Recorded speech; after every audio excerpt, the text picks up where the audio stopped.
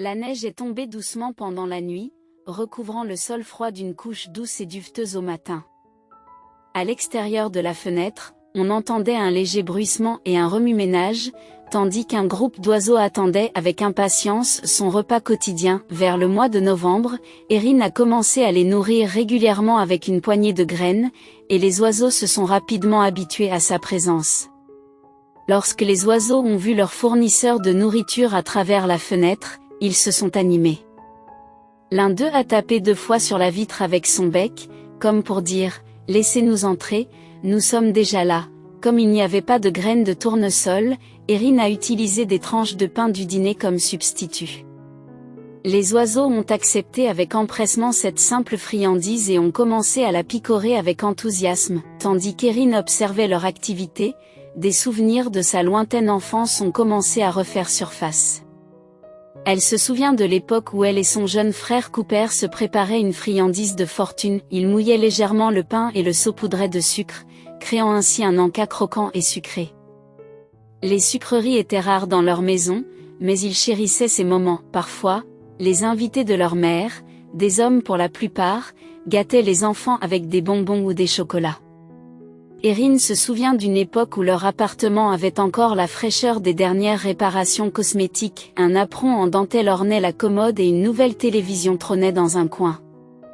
Sa mère, Hélène, était parfaite à ses yeux, avec d'épaisses boucles blondes et brillantes qui tombaient en cascade sur ses gracieuses épaules. Elle portait une superbe robe en mousseline de soie blanche à fleurs bleues, qui s'harmonisait avec ses yeux d'un bleu étincelant. Les petits amis d'Hélène, comme Alan, qui a longtemps vécu avec eux, sont restés dans les mémoires avec tendresse.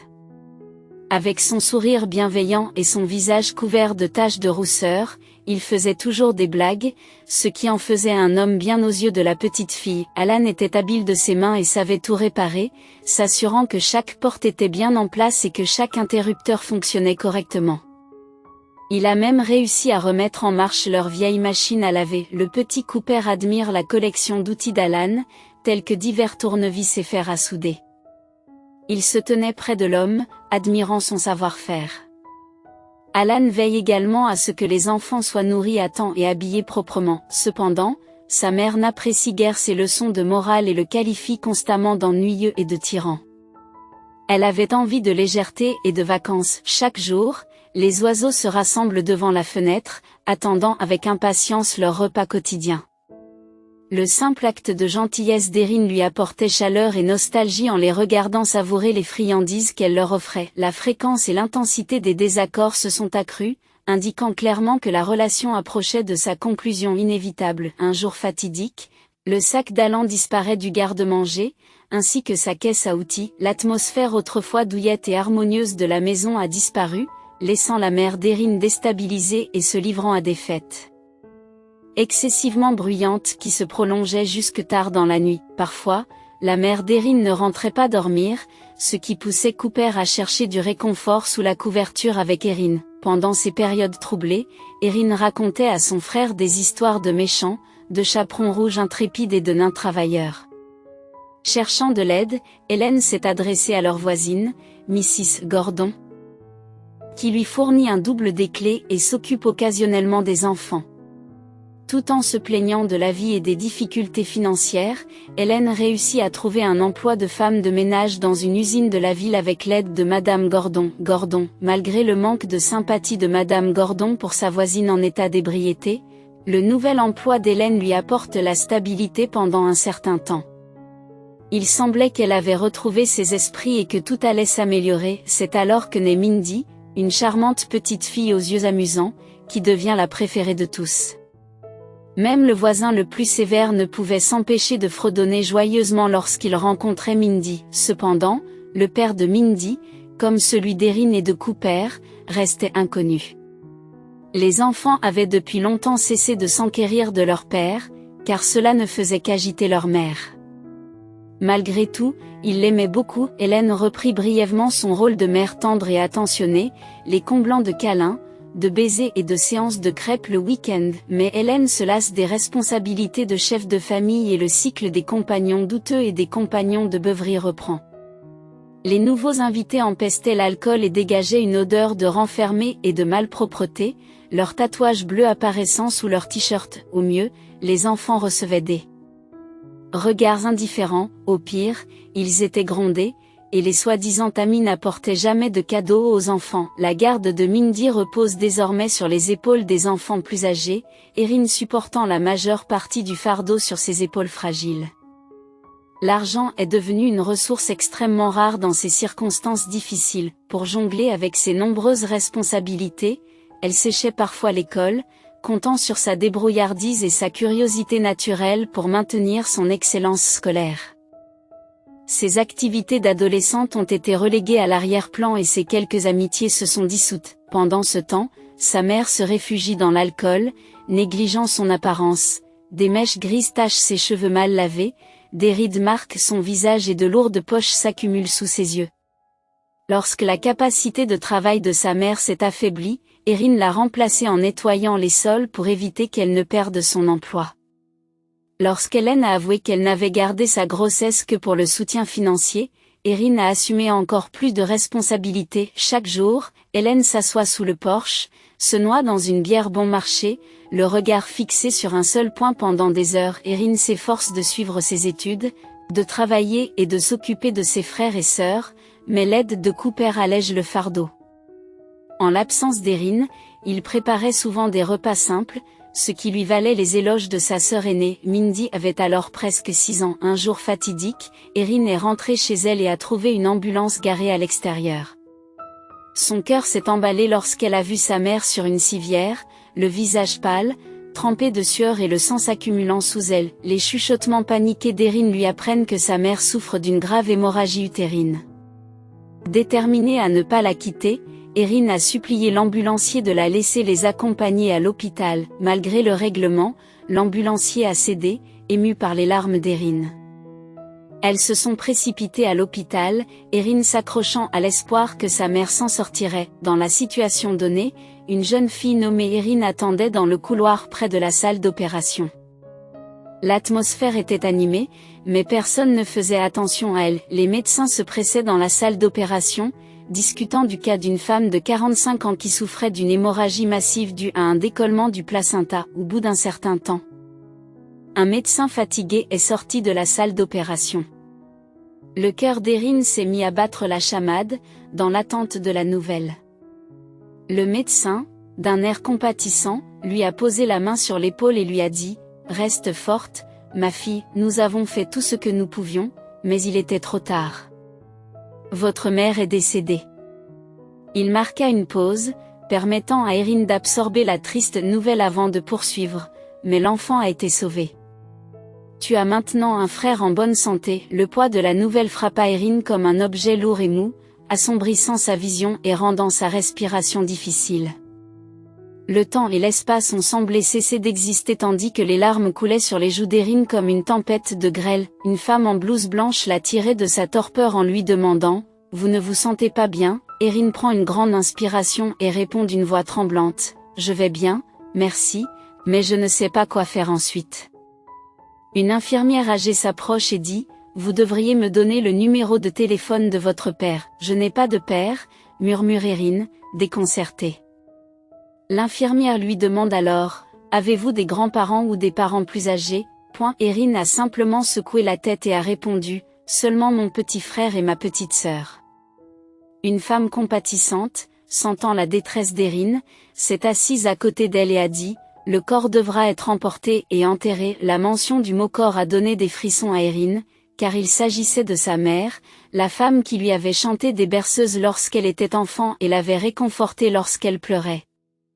L'infirmière a eu pitié de l'orpheline et a essayé de l'aider, en l'orientant vers un endroit appelé Ritual Service, où elle pourrait trouver les informations dont elle avait besoin. Aaron, le jeune frère d'Erin, a levé les yeux vers l'infirmière et a demandé « Et quand est-ce que je peux aller chercher mon frère ?»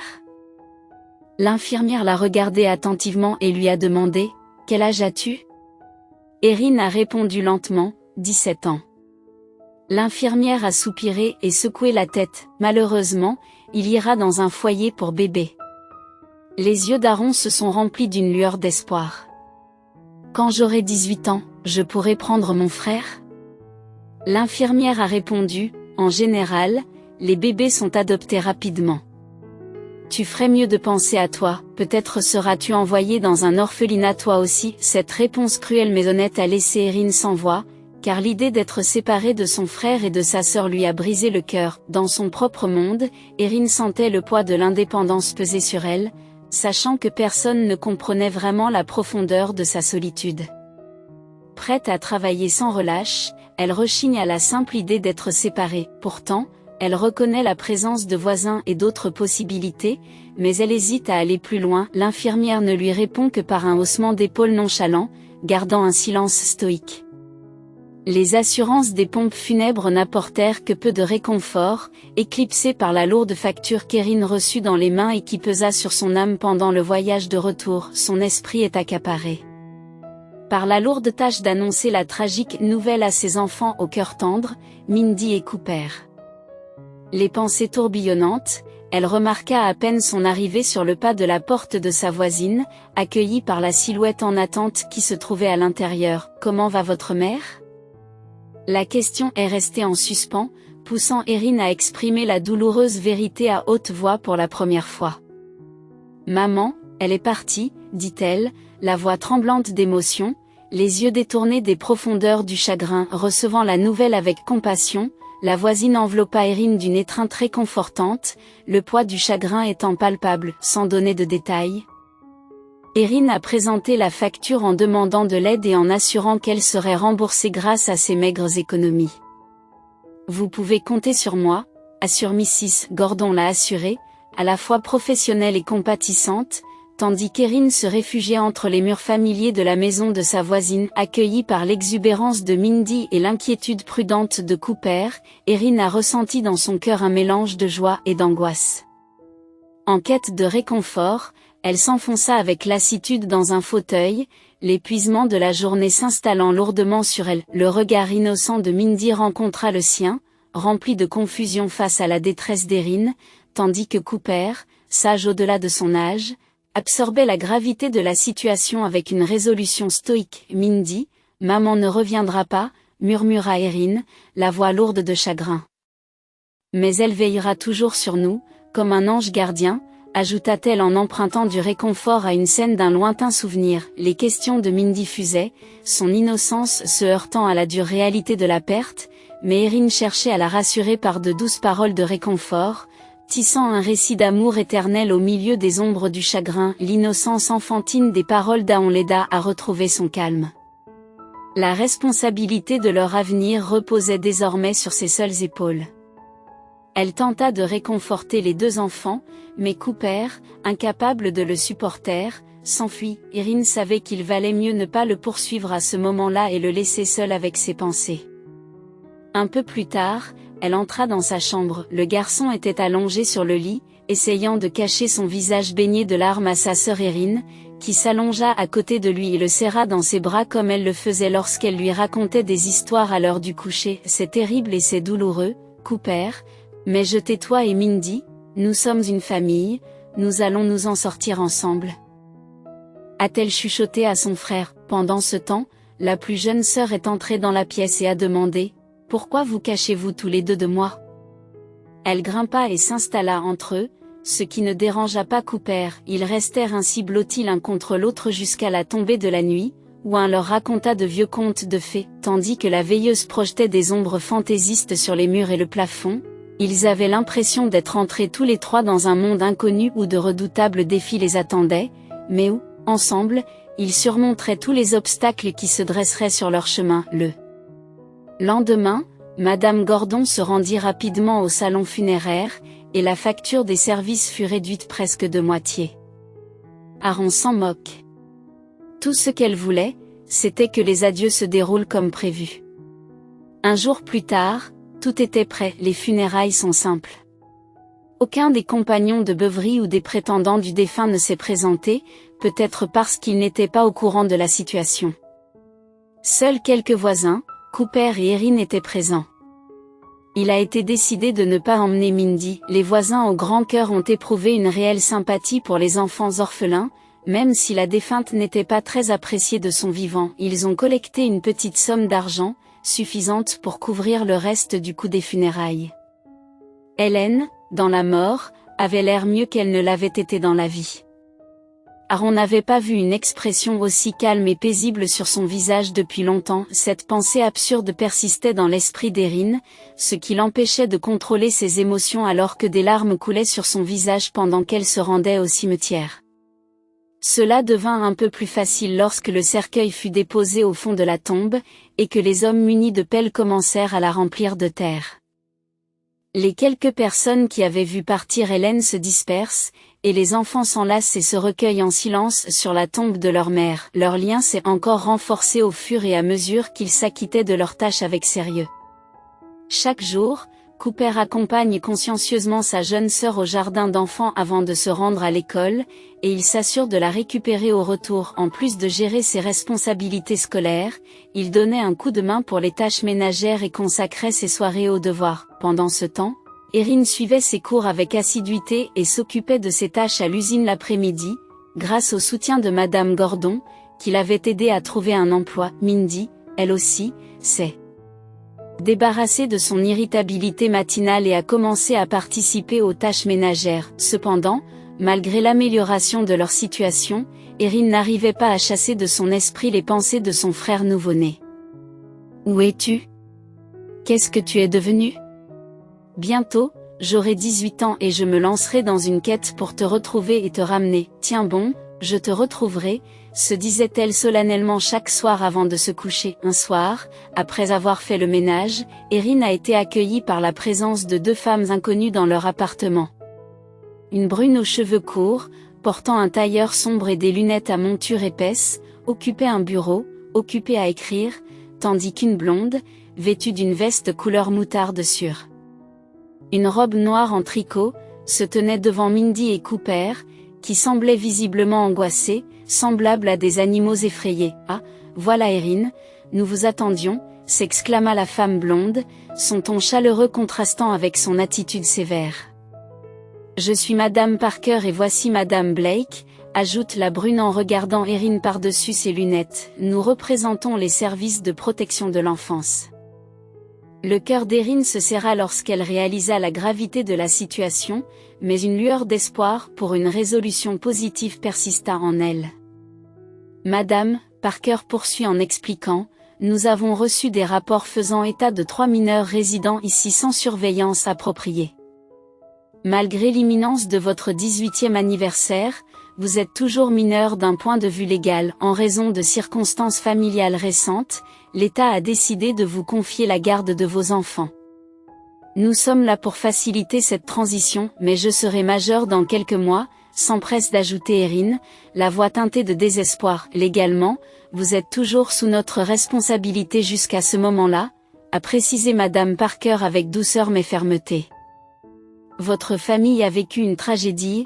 Pour l'instant, il est dans votre intérêt d'être sous la surveillance de l'État. Rassemblez vos affaires, y compris celles de vos jeunes frères et sœurs, dit-elle. Nous nous débrouillons très bien tout seuls, notre maison est propre et nous avons tout ce dont nous avons besoin, tenta d'argumenter Erin, désireuse de démontrer sa capacité à se débrouiller seule, mais Madame Parker secoua la tête d'un air dédaigneux, le regard fixe. Malgré vos protestations, il est impératif que vous vous exécutiez. Il n'y a pas de place pour la négociation. Rassemblez vos affaires, il n'y a plus de discussion possible. Le désespoir et l'impuissance rongeaient les nerfs d'Erin à mesure que la dure réalité de leur situation s'imposait. Non seulement ils étaient confrontés au bouleversement de leur dynamique familiale, mais ils étaient également à la merci de décisions bureaucratiques indépendantes de leur volonté. Nous comprenons votre hésitation, mais rassurez-vous, lui dit calmement la femme. Évitons de demander de l'aide ou de recourir à la force, cela ne ferait qu'angoisser les plus jeunes, ajoute-t-elle en remarquant les larmes qui coulent sur le visage de la femme. Rassemblant leurs affaires de première nécessité, et les 3 orphelins se lancent dans l'inconnu. Pendant plusieurs jours, ils ont trouvé refuge auprès d'une dizaine d'autres enfants. Les soignants leur ont attribué une chambre séparée, leur ont fourni des repas nourrissants et les ont laissés en paix. Cooper et Mindy sont restés inébranlables aux côtés d'Un, faisant preuve à la fois de concentration et de sérénité, bien qu'un se soit résigné à leur situation, croyant qu'ils pourraient survivre jusqu'à l'âge adulte s'ils restaient ensemble. Le destin a eu d'autres projets. 3 jours plus tard, des travailleurs sociaux sont arrivés en voiture pour récupérer Mindy et Cooper, tandis qu'un était transféré dans un autre orphelinat. En disant au revoir à sa petite sœur qui sanglotait, un a promis, en pleurant, de les retrouver bientôt. Cooper a fait ses adieux en silence, se contentant de dire « Nous t'attendrons » en entrant dans la voiture, une partie de l'âme d'un ayant été emportée dans une direction inconnue avec ses frères et sœurs. Un frisson s'installa en elle tandis qu'elle s'adaptait à son nouvel environnement. Assise sur le lit du dortoir des filles, un se sent dévastée et détachée pendant plusieurs jours. Les autres filles ne s'intéressent guère à la nouvelle venue, s'en tenant à leurs propres règles et faisant preuve de peu de sympathie les unes envers les autres, témoins de mauvais traitements et de vols parmi les enfants. Un a fait preuve d'empathie, imaginant son frère et sa sœur dans des situations similaires. Elle finit par intervenir pour défendre un enfant maltraité, avant de devenir elle-même une cible après avoir enduré de la nourriture avariée, des vêtements tachés et des plaintes auprès des enseignants. Un a réalisé que sa situation ne s'améliorerait pas, consciente que se plaindre ne ferait qu'empirer les choses. Elle a pris la décision audacieuse de s'enfuir, saisissant l'occasion lorsque quelqu'un a laissé la grille ouverte. Un est sorti avec tout ce qu'elle avait sur elle, y compris le vieux sac à main de sa mère décédée qui contenait un ticket de bus et une petite somme d'argent qu'elle avait économisée. Par chance, un bus s'est arrêté à 50 mètres de là. Sans plan précis, un monte dans le bus, ressentant un mélange de peur et d'excitation alors qu'elle s'embarque pour une destination incertaine. La libération inattendue a rapidement cédé la place au doute quant à l'opportunité de ses actions, alors que de charmantes petites maisons aux toits éclatants, entourées de verdure, remplaçaient les gratte-ciel esthétiques. Le bus s'arrête brusquement à l'un des arrêts et le chauffeur annonce bruyamment la fin du voyage. Les derniers passagers descendent, font demi-tour et s'en vont, laissant derrière eux un nuage de poussière. Un se retrouve à la périphérie de la ville. L'inconnu est à la fois intimidant et excitant, mais elle n'a aucune envie d'y retourner.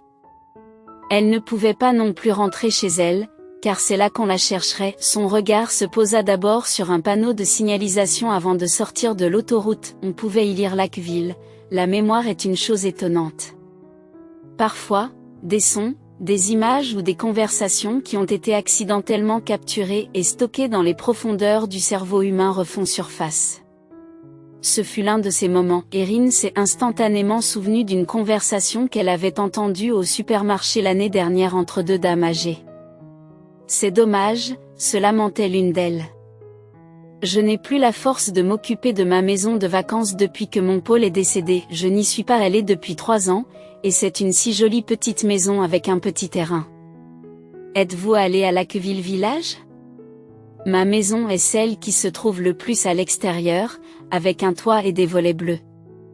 Mon mari et moi l'avons spécialement peinte de cette façon pour commémorer notre lune de miel sur l'île de Santorin, un plan qui s'est formé de lui-même pour s'installer dans cette maison d'été et y rester jusqu'à ce qu'elle atteigne l'âge adulte. Un a sorti l'argent de sa poche et l'a compté. Le plan s'est immédiatement enrichi d'un autre élément, il était urgent de trouver un emploi. Après un quart d'heure de marche sur le chemin forestier, la maison recherchée apparut dans un flou bleu. Un poussa le portail, qui grinça et s'ouvrit de manière accueillante, révélant le petit terrain négligé et l'habitation non entretenue. Le chemin menant au porche était à peine visible à travers l'herbe et le soleil poussiéreux. Les volets blanchis étaient fermés et recouverts de lierre par précaution. La jeune fille frappa, mais bien sûr, il n'y eut pas de réponse. Au bout d'un certain temps, la porte fut verrouillée. Erin souleva la porte sale et découvrit une petite clé sous celle-ci. La pièce à l'intérieur sentait la poussière et l'humidité. Avec peu d'espoir, la jeune fille appuie sur l'interrupteur situé à droite de la porte et, par miracle, une faible ampoule éclaire l'espace situé sous le plafond bas. Ce coup de chance l'incite à poursuivre son exploration. La drôle de maison se compose d'une chambre, d'un salon et d'une cuisine. En s'aventurant plus profondément dans la maison, un ne peut s'empêcher de ressentir un mélange d'excitation et d'inquiétude face à l'inconnu qui l'attend. Au cœur d'une habitation pittoresque se trouvait une simple kitchenette, équipée de tout le nécessaire à une humble existence, un lit, un canapé, une table, des chaises et un poêle à bois niché dans un coin. Divers ustensiles décorent l'espace, tandis qu'une bibliothèque poussiéreuse dans la chambre à coucher témoigne de la passion du couple pour la littérature. Aaron a consacré toute la journée à récurer et à ranger la maison, et le soir venu, la fatigue se mêle à la satisfaction lorsqu'elle s'installe sous le porche en bois, profitant encore de la chaleur persistante de la journée étouffante. Son esprit, cependant, dérive vers des pensées de sa famille, le regard nostalgique de son frère et le visage baigné de larmes de sa jeune sœur hantent sa conscience. Bien qu'elle ne comprenne pas très bien comment elle va orchestrer leur retrouvailles, Erin décide de tout mettre en œuvre pour les réunir. Déterminée à trouver un emploi, Erin s'est lancée dans la difficile quête d'un emploi. Parcourir les annonces sur diverses plateformes s'est avéré être une tâche laborieuse. De nombreuses opportunités exigeaient un passeport, ce qui constituait un obstacle. Après mûre réflexion, Erin a choisi d'annoncer ses services d'aide familiale dans les petites annonces. À sa grande surprise, le lendemain, elle a reçu un appel téléphonique joyeux d'une femme nommée Brenda, qui s'informait au sujet de l'annonce. « Êtes-vous toujours à la recherche d'un poste d'aide-soignante ?» La question de Brenda a incité Erin à confirmer sa disponibilité. « Oui, bien que je réside assez loin de la ville », a répondu Erin. La réponse enthousiaste de Brenda a pris Erin au dépourvu. « C'est parfait. Pourriez-vous envisager de travailler à distance ?» propose-t-elle. « J'ai un mari qui est alité et qui a exprimé le désir de visiter la campagne. Je vous assure une rémunération équitable et je suis prête à offrir une rémunération supplémentaire si nécessaire. » Après un moment de réflexion, Erin acquiesça. « Très bien, veuillez me donner l'adresse et je viendrai pour une réunion de présentation afin de finaliser les arrangements, » accepta-t-elle. 3 heures plus tard, une Jeep cramoisie s'est présentée à la porte, révélant Brenda, resplendissante dans une tenue ajustée composée d'un pantalon moulant et d'un chemisier rouge vif. Ses cheveux noirs méticuleusement coiffés, ses lèvres augmentées et ses cils artificiellement allongés laissaient présager un penchant pour l'embellissement. Erin, avec son apparence discrète, sans maquillage et avec des mèches blondes foncées soigneusement tressées, semblait bien loin des attentes de Brenda en tant qu'aide-soignante. Regardant la modeste demeure avec une pointe de dédain, Brenda marmonne « Super, c'est suffisant. » Les tentatives d'Erin pour aborder le sujet de l'état de santé du mari de Brenda et des soins qui lui sont prodigués s'avérèrent vaines. La femme se contenta d'un sourire dédaigneux et fit remarquer « Pourquoi s'inquiéter, vous aurez tout le temps de faire connaissance et de discuter de tout cela demain matin. » Le lendemain, un véhicule spécialisé est arrivé, avec à son bord 2 robustes préposés. L'homme, inapte, est transporté sur un brancard à l'intérieur du logement. Un modeste sac contenant ses affaires est déposé sur le porche avant que les accompagnateurs ne partent en silence, laissant la jeune fille seule avec l'étranger. Dans le cadre peu familier de la maison, le nouveau venu, un homme d'une trentaine d'années, arborait une barbe ébouriffée et une expression de lassitude sur le visage. Ses mèches de cheveux châtains n'étaient pas entretenues, n'ayant pas été touchées par les mains d'un coiffeur depuis un certain temps, tandis que ses sombres yeux gris fixaient le plafond d'un air apathique. Se présentant sous le nom d'Erin, la jeune fille chercha à établir un contact immédiat, lui offrant un sourire chaleureux. À contre-séhure, l'homme tourna la tête vers l'infirmière, l'observant un instant. Il ne s'attendait pas à rencontrer une figure aussi fragile dans ce rôle. Les longs cheveux blonds foncés d'Erin étaient soigneusement attachés en queue de cheval, et ses yeux bleus innocents dégageaient une inquiétude et une gentillesse sincères. « Oh, ce n'est qu'une fille. Comment peut-elle m'aider ?» se demanda-t-il. Avant de se présenter à voix basse sous le nom de Michael, exprimant un léger plaisir à les rencontrer. « Ma femme m'a engagé, mais malheureusement elle ne m'a pas donné d'informations sur vous, » remarqua Michael avec amertume et sarcasme. « Il n'est pas étonnant qu'elle ne sache rien de moi, » ajouta-t-il avec un sourire en coin. Erin essaya de comprendre l'expérience d'un homme autrefois robuste et autosuffisant, soudainement rendu impuissant et dépendant. Elle ressentit de la sympathie pour Michael en s'installant à côté du lit et en lui demandant doucement « Pourriez-vous me raconter ce qui s'est passé ?» La franchise et l'innocence de la jeune femme touchent Michael. Cela faisait longtemps que personne ne s'était intéressé à son bien-être. Soudain, il se sent obligé de s'épancher. Pendant de nombreuses années, Michael avait dirigé une entreprise de construction relativement prospère, accaparée par la poursuite de sa croissance.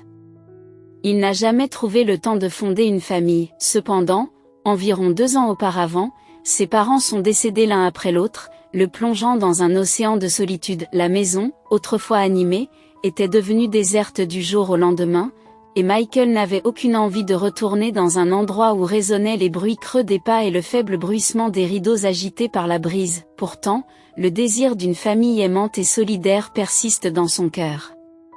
Lors de la célébration de l'anniversaire d'un ami, il a croisé le chemin de Brenda, et leur passion commune les a entraînés dans le rythme du tango. Malgré les avertissements de ses connaissances concernant le caractère douteux de Brenda, Michael s'est retrouvé captivé par son charme, ce qui a rapidement conduit à leur union matrimoniale. Cependant, l'euphorie de leur mariage a rapidement fait place aux dures réalités de leur incompatibilité.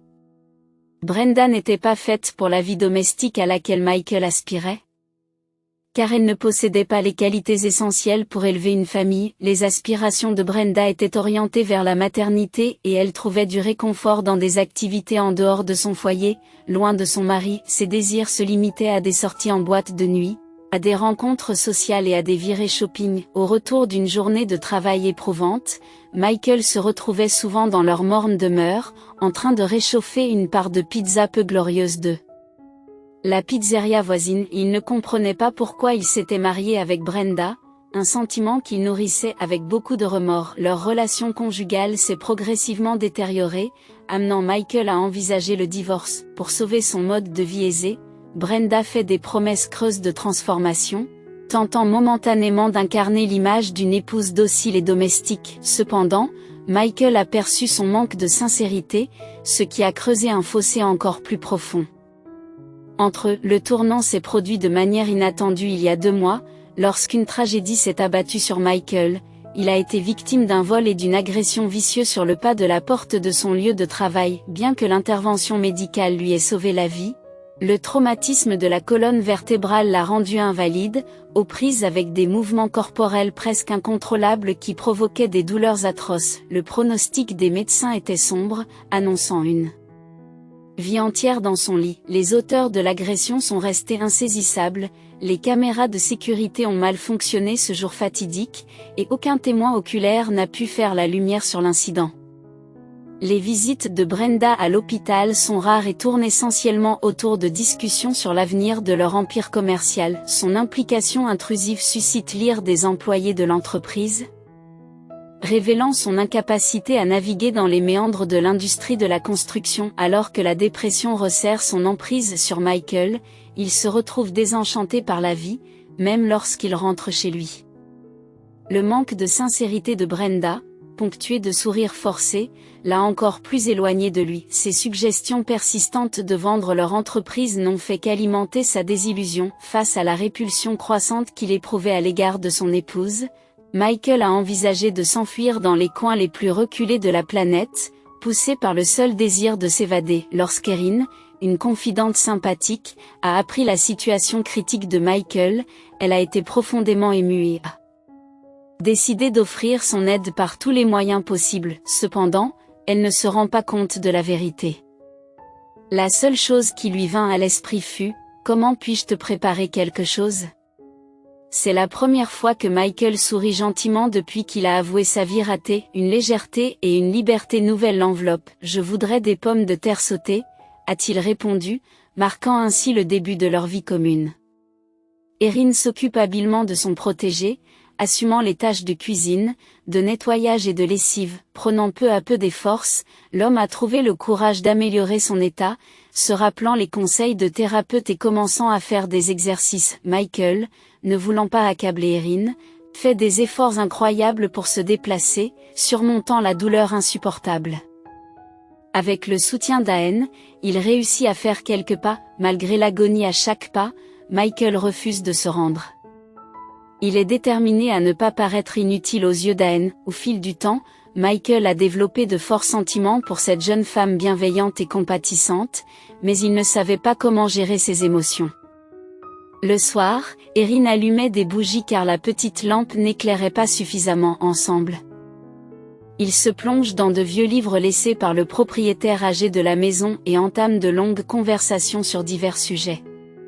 Lorsque les sujets de conversation s'amenuisaient, Michael décrivait les pays qu'il avait visités. Il s'asseyait en silence, observant les ombres singulières qui dansaient sur les murs, nourrissant un lien spirituel fragile mais grandissant. Chaque jour, Erin admire cet homme intelligent et digne de confiance.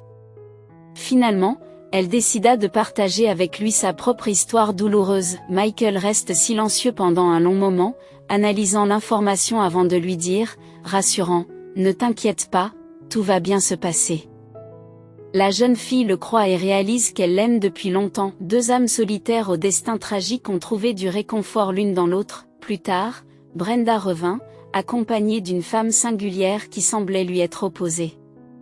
Vêtue d'un tailleur noir et portant une grosse mallette en cuir, la femme, présentée comme un nubar, respirait la détermination et un regard assoiffé de sang. Voyant Michael au lit, Brenda est décontenancée, ne pouvant dissimuler sa surprise et son irritation. Présentant Anne comme la notaire, Brenda lui explique qu'elle va l'aider à rééditer le document. Perplexe, Michael fait semblant de ne pas comprendre. « Comprenez-vous ses intentions, mon cher ? Nous avons conclu un accord, vous vous souvenez ? Nous avons décidé de liquider tous nos actifs pendant que votre entreprise est encore florissante. De cette façon, nous pourrions obtenir des fonds pour votre rééducation et nous assurer une vie confortable à tous les deux. Cependant, le temps presse car la situation de l'entreprise se détériore. J'ai déjà trouvé un acheteur pour la maison, je supporte votre absence et j'assume toutes les responsabilités qui devraient être les vôtres. Concluons cette affaire, ce qui me permettra de me consacrer pleinement à votre bien-être. Pour vous soulager et vous éviter des ennuis, nous avons pensé qu'il était préférable de transférer les biens à mon nom. Nous en avons discuté et nous nous sommes mis d'accord, n'est-ce pas ? Je n'ai rien accepté et je ne vous céderai rien. L'attitude calme du mari exaspère sa femme égocentrique. Michael, nous en avons discuté et je me suis occupé de tout. J'ai même amené un notaire. Tu n'as qu'à signer, lui dit-elle avec insistance. Il n'y aura pas d'accord, déclare fermement l'homme en s'allongeant sur son oreiller. La tentative de manipulation de Brenda ne fait qu'aggraver son mal de tête déjà très prononcé. Vous n'avez plus à vous inquiéter de tout cela, vous resterez ici pour le reste de votre vie. Mais je suis encore jeune, j'ai une vie à vivre, s'emporte Brenda, incapable de se contrôler. J'ai dit tout ce que j'avais à dire, Brenda, dit Michael en fermant les yeux, espérant qu'elle quitterait bientôt son sanctuaire temporaire. Brenda jeta un coup d'œil au notaire, le suppliant silencieusement, mais le notaire secoua la tête, se mordant la lèvre. Brenda s'efforça de se calmer et s'excusa. « Michael, je suis désolée. Je me suis juste inquiétée pour toi.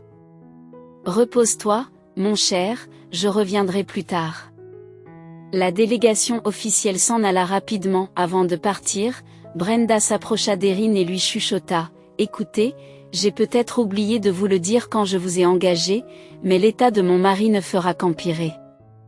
Le médecin a dit que rien ne pourrait l'aider, tu n'as pas besoin de faire tant d'efforts, il te suffit de préparer un bouillon une fois par jour, et je te paierai davantage. » Beaucoup plus. Brenda plongea son regard dans les yeux clairs d'Erin, puis partit dans sa voiture de luxe, laissant derrière elle l'odeur persistante de son parfum de luxe. Erin frémit à ses remontrances, mais reprit rapidement son calme. Elle ne laisserait pas Michael s'inquiéter. Surtout après une visite aussi inattendue. La pièce était encore imprégnée du parfum luxueux de Brenda. Erin ouvrit grand la fenêtre, s'assit sur la chaise près du lit et posa sa paume sur le front de Michael. L'homme ouvrit les yeux, et le mal de tête commença à s'estomper lentement. « Quelle chance j'ai de t'avoir, Erin !» murmura-t-il doucement, tendrement, doucement, En serrant sa paume étroite dans ses mains, il la porta lentement à ses lèvres et l'embrassa doucement.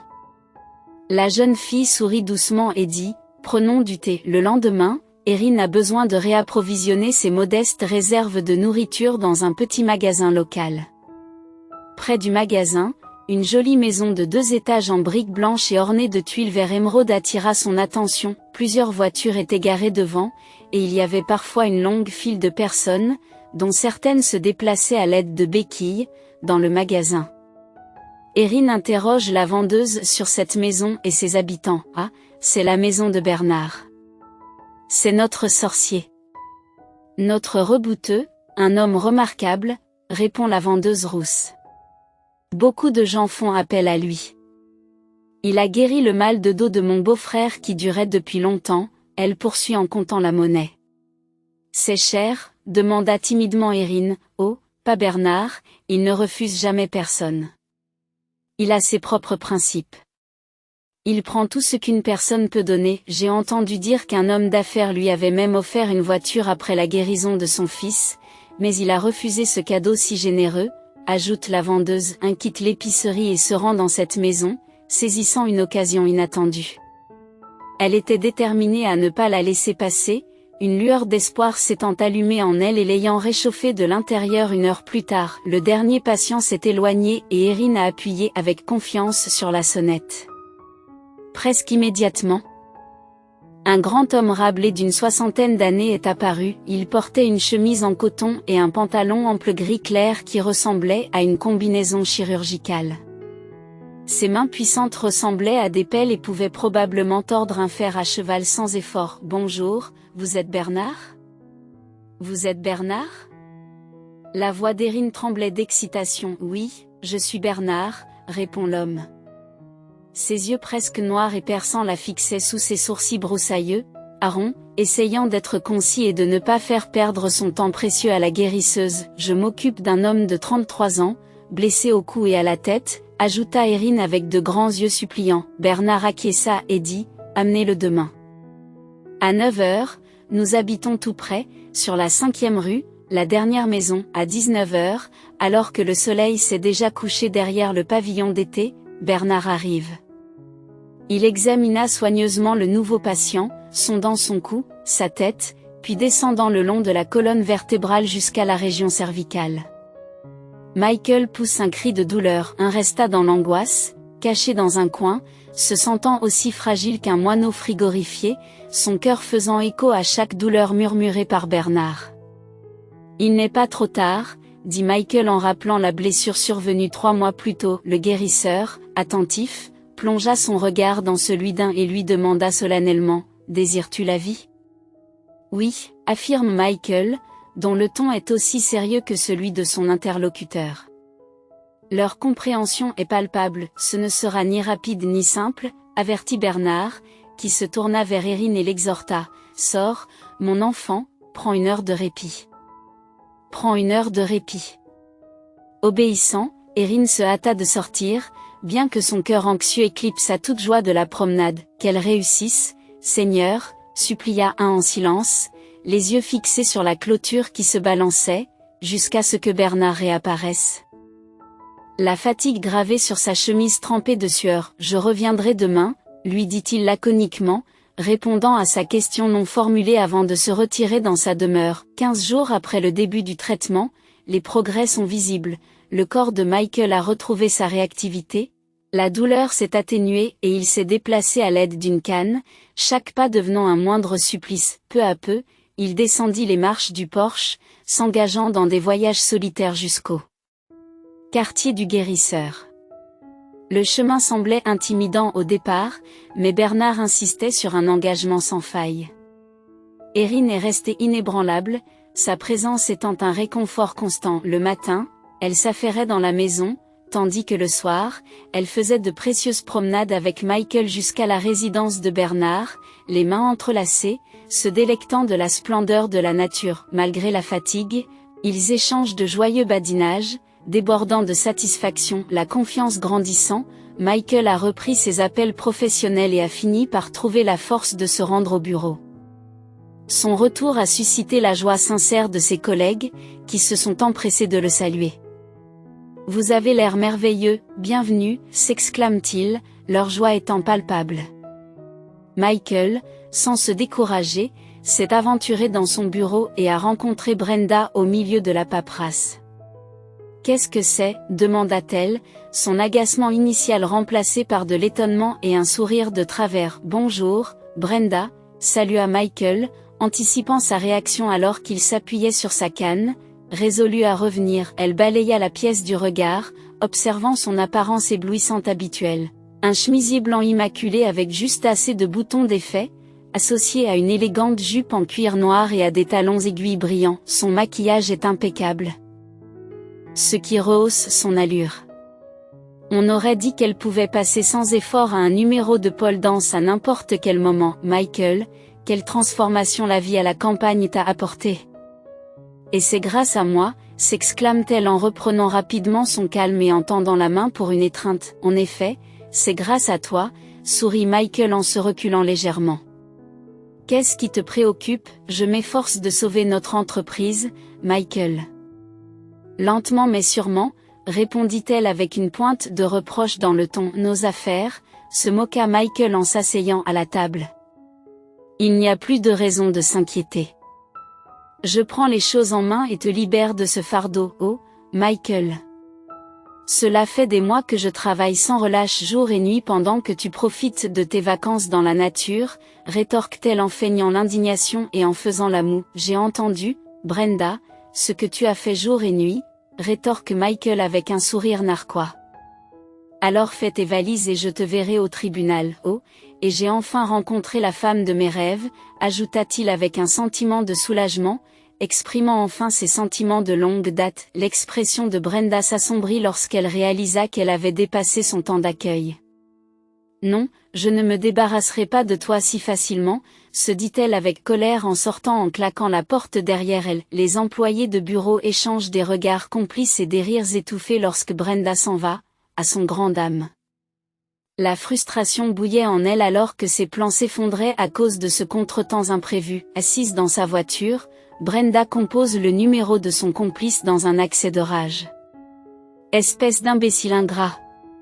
hurle-t-elle dans le téléphone. « Au lieu de m'aider comme je te l'avais demandé, tu as réussi à tout gâcher. J'ai convaincu mon amant et son ami de confronter Michael au sujet de la vente de l'entreprise. Et maintenant tout est tombé à l'eau à cause de ton incompétence. » Après avoir exprimé sa colère, Brenda met brusquement fin à l'appel, réalisant qu'elle en a trop dit. Pendant ce temps, Aaron éteint discrètement l'enregistrement de la conversation et l'envoie rapidement à Michael, comme ils en avaient convenu. Michael avait désormais une idée précise de l'identité de la personne qui était à l'origine de ses récents malheurs. Il connaissait particulièrement bien le tempérament instable de sa femme. Les mesures nécessaires ont été prises pour l'inciter à rassembler des preuves. Par la suite, il s'est agi d'employer la technique, de mener une enquête policière approfondie et de naviguer dans le système judiciaire. L'homme d'affaires chevronné a rapidement mis en place un flux de travail efficace, évitant ainsi une crise potentielle. Transportant sa bien-aimée Erin dans son grand manoir, il a orchestré une demande en mariage avec l'aide des relations influentes de Michael. Rapidement, ils ont découvert où se trouvaient les jeunes frères et sœurs d'Erin. Le voyage jusqu'à l'orphelinat semble interminable, mais finalement, Erin sera réunie avec sa famille dans le foyer. Mindy et Cooper attendaient son arrivée avec impatience, accompagnés d'un tuteur. À la vue de leur sœur bien-aimée, les enfants se sont précipités vers elle et l'ont serrée dans leurs bras. Sous le coup de l'émotion, des larmes de joie coulèrent sur le visage d'Erin, incapable de contenir son allégresse. Sa sœur cadette, muette, sanglotait de façon incontrôlable, tandis que même le garçon stoïque, qui avait mûri au cours des 6 derniers mois, ne pouvait cacher ses yeux larmoyants. L'employé de l'orphelinat a été ému par ces retrouvailles réconfortantes et s'est essuyé discrètement les yeux. Michael rayonnait de bonheur à l'approche de Noël, et toute la famille se préparait avec impatience aux festivités. Michael et Cooper se procurèrent un imposant sapin de Noël et le positionnèrent de manière experte dans le vaste salon, à côté de la cheminée. Ensemble, ils ont orné l'arbre de boules vibrantes, de glaçons scintillants et de guirlandes radieuses, le transformant en un spectacle resplendissant. En collaboration, ils ont réfléchi au menu de la fête, échangé des cadeaux et se sont adonnés au rire et au jeu. Au milieu de cette atmosphère jubilatoire, l'esprit d'Erin restait préoccupé par une question pressante: où était son plus jeune frère? Sentant la nostalgie de sa femme, Michael commence discrètement à recueillir des informations sur l'enfant. Un jour, en rentrant du travail, il dépose sans mot dire les documents sur la table devant Erin. Surprise, elle lui jette un coup d'œil. Il s'appelle Tommy et il est toujours à l'orphelinat, explique Michael. Bien qu'il n'ait pas été adopté, les parents potentiels sont en train d'être examinés. Erin s'empara avec empressement des documents, ses mains tremblant en les feuilletant. Les larmes lui montent aux yeux lorsqu'elle lit les mots sur le papier. « Tommy, mon cher frère, comme j'ai hâte de te voir », murmura-t-elle, submergée de tendresse pour son frère inconnu. Reconnaissante, elle embrassa son mari, des larmes coulant sur son visage. « Merci, mon cher, d'avoir obtenu ces informations », murmura-t-elle, tout en hésitant à poser l'inévitable question qui se profilait dans son esprit. Erin comprit sans avoir besoin de mots. Ce serait un défi, mais elle se promit de déployer tous les efforts possibles et imaginables pour le réunir avec eux. Erin lui faisait confiance, comme elle l'avait toujours fait. Elle envisageait précisément ce qu'elle désirait. Avec l'arrivée de la nouvelle année, Erin fut tirée de sa rêverie nostalgique.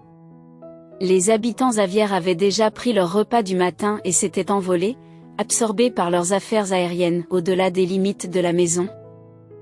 Les enfants gambadaient joyeusement, se délectant des volumineuses congères et du répit que leur procurait leur routine habituelle. Vêtue d'une veste blanche qui fait ressortir ses joues roses et coiffée d'un bonnet en fourrure ressemblant à des oreilles d'animal, Mindy dégageait un charme attachant, semblable à celui d'une petite créature des bois. Son compagnon, un bulldog français paré d'un confortable vêtement canin, gambadait à proximité, leurs efforts conjoints se concentrant sur la construction d'un vaste fort de neige. La symphonie de leurs rires joyeux mêlés aux aboiements de leurs compagnons canins résonnait dans tout le quartier. Pendant ce temps, Cooper, plus solennel et réservé, navigue à ski dans les environs. Perché sur la balustrade, l'imposant charreau observait la scène d'un air supérieur, s'abstenant de participer pour ne pas mouiller ses pattes immaculées. Aaron se retira de la fenêtre et porta son attention sur le nourrisson.